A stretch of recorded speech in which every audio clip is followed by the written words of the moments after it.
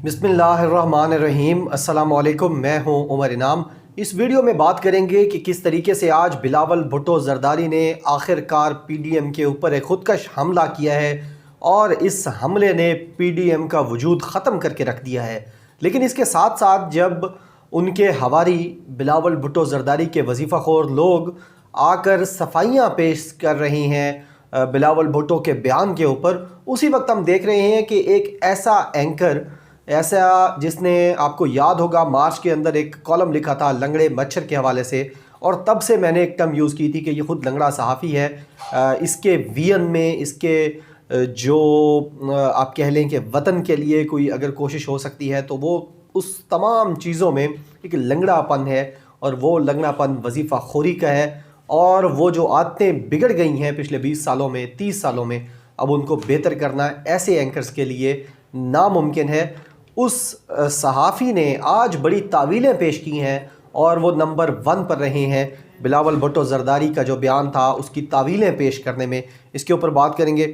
और वज़ीर आज़म इमरान ख़ान साहब ने मुल्क की तारीख़ में एक बहुत बड़ा फ़लाही कदम जो आज उठाया गया है, सूबा खैबर पख्तूनख्वा में सवात में जिसका इफ्तिताह किया है उन्होंने, सेहत सहूलत कार्ड का, इसके ऊपर बात करेंगे कि कितना बड़ा ये कदम इस रियासत ने बिलाखिर उठाया है इमरान ख़ान की सरबराही में।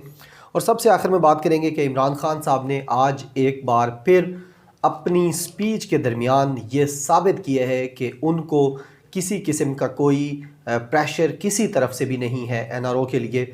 और उन्होंने नवाज़ शरीफ और उनकी जो बेटी हैं आन सान सूची हैं पाकिस्तान की, उनके हवाले से गुफ्तगू की है, तो इस पर भी बात करेंगे। सबसे पहले अगर हम देखें तो बिलावल भुट्टो ज़रदारी, आपको याद होगा कि जब ये पीडीएम बनी, इससे बहुत सारे लोग हमें डराते रहे। आप देख लें, सुहेल वड़ायत जैसे लोग, हामिद मीर जैसे लोग, सलीम साफ़ी जैसे वजीफ़ाखोर लोग जो अब ज़हनी तौर पर सठिया गए हैं, वो हमें डराते रहे। और यही लोग पिछली दफ़ा भी हमें डरा रहे थे जब मौलाना फजल रहमान बंदे लेकर हलवा पकाने, सर्दियाँ मनाने इस्लामाबाद आए थे। तो यही लोग हमें उस वक्त भी डरा रहे थे कि मौलाना नहीं छड़दा। हामिद मीर साहब डराते थे हर प्रोग्राम में बैठ के, इनके सारे दोस्त डराते थे हमें।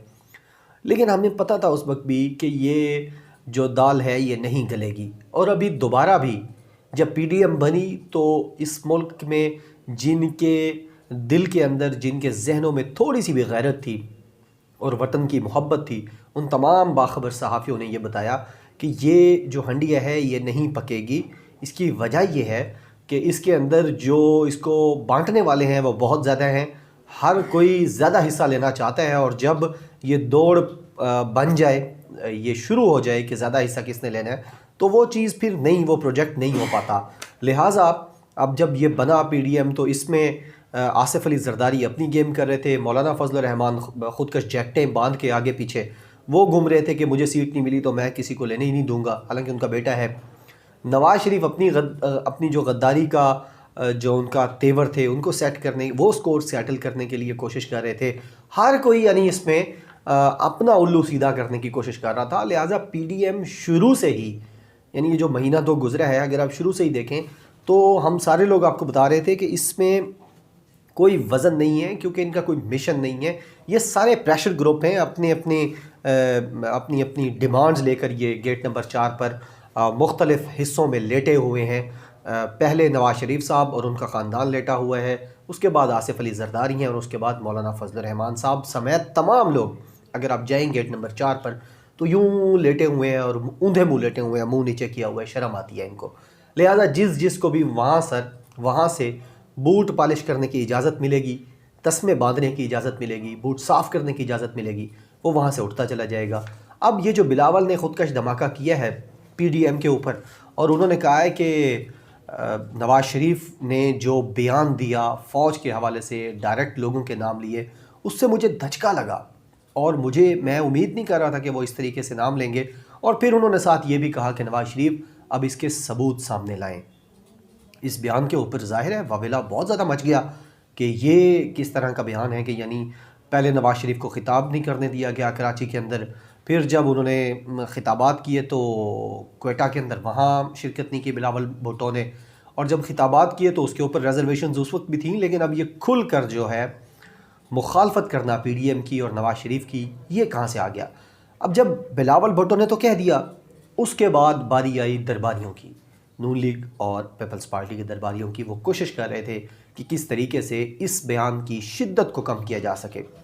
अब इस दौरान जो मेंबरान हैं, जो अरकान हैं पीपल्स पार्टी के और नून लीग के, उन्होंने तो ज़ाहिर है चुप नहीं रहना था उनका। उन्होंने तो हलफ इस बात का उठाया कि पार्टी का दिफा करना है।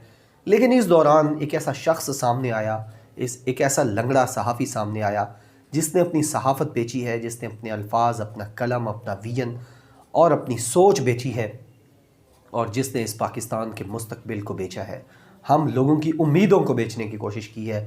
उनका नाम है जनाब हामिद मीर साहब। हामिद मीर साहब सामने आए, उन्होंने कहा जी मैं खिदमत करने के लिए तैयार हूँ। पहले मैं मरीम नवाज़ की खिदमत करता रहा हूँ और उनका बयानिया सेट करता रहा हूँ, उनका तर्जुमान बना रहा हूँ, उनकी हर ट्वीट को रीट्वीट करना और उनके हर बयान को साबित करना वाजिब हो चुका था हामिद मीर पर। अब उन्होंने कहा कि अब यह खिदमत मैं करूँगा बिलावल भुट्टो जरदारी की। उन्होंने ट्वीट्स पर ट्वीट्स की और कहा कि बिलावल का कहने का ये मतलब ही नहीं था जो लिया जा रहा है। तो वो जो हामिद मीर साहब हैं, सलीम साफ़ी साहब हैं, इनके हवाले से एक अच्छी तजवीज़ मुगीस को, मुझे, राजा फैसल और जमशेद अंसारी साहब को, हमारे दोस्त हैं दुबई से शाज भाई, उन्होंने भेजी थी। वो उस तजवीज़ पर मुगीस और जमशेद अंसारी अमल करेंगे। वो जाएंगे उनके पास और अयादत भी करेंगे, ताज़ियत भी करेंगे इन दोनों से, हामिद मीर से और सलीम साफ़ी से, और कोई इनको शर्म दिलाने की थोड़ी कोशिश करेंगे कि अब आपकी उम्र गुजर गई है, अब कम से कम आप थोड़ा सा सच बोलने की एटलीस्ट कोशिश तो करें, और जो आपकी वफ़ादारी है उसको बेशक अब आप थोड़ी देर के लिए पसे पुश डाल दें, अब पाकिस्तान के लिए सोचें। दूसरा, वज़ीर आज़म इमरान खान साहब ने जो सवात के अंदर सहूलत कार्ड दिया है, ये आप इमेजिन करें, मुगीस अली ने इसके ऊपर ट्वीट की, हमारे दोस्त हैं जो यूट्यूबर हैं, उन्होंने कहा कि ऐसा सोचा नहीं जा सकता था कुछ साल पहले तक, जब हर किसी को अफरा तफरी थी, जब यहाँ मेट्रो बसेस और ऑरेंज ट्रेन बनाना प्रायोरिटीज़ थी, उस वक्त कोई ये सोच नहीं सकता था कि सेहत के हवाले से इतनी बड़ी सहूलत दी जाएगी। सेहत कार्ड जो तहरीक इंसाफ ने बांटा था कुछ साल पहले, उस हवाले से मैं बता चुका हूँ। एक पर्सनल एक्सपीरियंस मेरा कायद-ए-आज़म यूनिवर्सिटी का मैंने बताया था कि एक गरीब ख़ानदान का हमारा दोस्त है, उसके भाई का इलाज होना था, 7 लाख रुपए का बिल बन रहा था, और उनके पास एक एक्सपायर सहूलत कार्ड था जिसे उन्होंने रीन्यू करवाया, और वो एएनपी के सपोर्टर्स थे। लेकिन जब वो गए और उन्होंने ये रियलिटी में देखा कि 7 लाख रुपया उनका पे कर दिया गया उससे, तो वो दुआएं देते हैं। ज़ाहिर है इमरान खान ये वोटों के लिए नहीं कर रहे, दुआओं के लिए कर रहे हैं, और अपनी पाकिस्तान की तकदीर को बदलने के लिए कोशिश कर रहे हैं, अपनी आखिरत भी बना रहे हैं, अपनी दुनिया भी बना रहे हैं, लिहाजा वो भी इससे खुश हैं। अब पूरे सूबे में हर शहरी को जिसका डोमिसाइल सूबा खैबर पख्तूनख्वा का है, उसको ये जो इलाज दिया गया है 10 लाख रुपए का, ये है असल में वो फलाही रियासत का तसव्वुर, फलाही रियासत की तरफ पहला कदम, और ये बारिश का वो पहला कतरा है जिसको बरसने के लिए, और जिसके बरसने के लिए ये हमारी बंजर ज़मीनें तरस रही थीं। उम्मीद ये की जा रही है कि इस तरह के मज़ीद कतरे भी बरसेंगे, और ये बंजर ज़मीन जिन्हें शरीफ और जरदारी ख़ानदान ने बंजर किया है, ये सरसब्ज़ व शादाब होगी। इसके अलावा वज़ीर आज़म इमरान खान साहब ने नवाज़ शरीफ और मरीम नवाज़ के हवाले से भी बड़ी वाज़ेह गुफ्तगू की है। ये इमरान खान साहब की क्वालिटी है कि वो जो भी यानी सेंसिटिव चीज़ें होती हैं जिससे हेड्स ऑफ स्टेट बात नहीं करते होते थे, अब वो करते हैं इमरान खान साहब उसके ऊपर। और इमरान खान साहब की ये जो इन्फॉर्मेशन है जिस हवाले से उन्होंने बात की है कि असल में नवाज़ शरीफ अपनी करप्शन और अपनी गंदगी और अपनी गलाजत को छुपाने के लिए, अपनी गद्दारी पर पर्दा डालने के लिए, वो चाहता है कि पाक फ़ौज के जवान, पाक फ़ौज की जो नफरी है, जो तादाद है, जो लोग हैं, जो सिपाही हैं, वो लड़ें आकर फैज़ हमीद के ख़िलाफ़, जनरल फैज़ हमीद, जनरल बाजवा के ख़िलाफ़। और वज़ीर आज़म ने कहा कि जो शख्स बाहर बैठकर सिपाहियों को आर्मी चीफ़ के ख़िलाफ़ लड़ाना चाहता है, उससे बड़ा गद्दार कोई नहीं है, और ये हकीकत है। और वज़ीर आज़म ने बड़ी दिलचस्प अंदाज में बताया कि मरीम नवाज़ इस वक्त जेल से बाहर क्यों हैं। उन्होंने कहा कि यहाँ पर मशरक़ी रिवायात हैं, हमारी इस्लामी रिवायात भी हैं, और हम थोड़ा बहुत लिहाज करते हैं। वैसे यानी ये उन्होंने एक जनरली कमेंट किया है, ऐसी बात नहीं है कि बिल्कुल इसी वजह से ही वो बाहर हैं और कानून अपना रास्ता बना रहा है। वैसे इदारों की कमज़ोरी की वजह से, ब्यूरोक्रेसी की मदद की वजह से और अदलिया की नरम हाथ की वजह से मरीम नवाज़ और उन जैसे जो लोग हैं वो भी जेलों से बाहर हैं।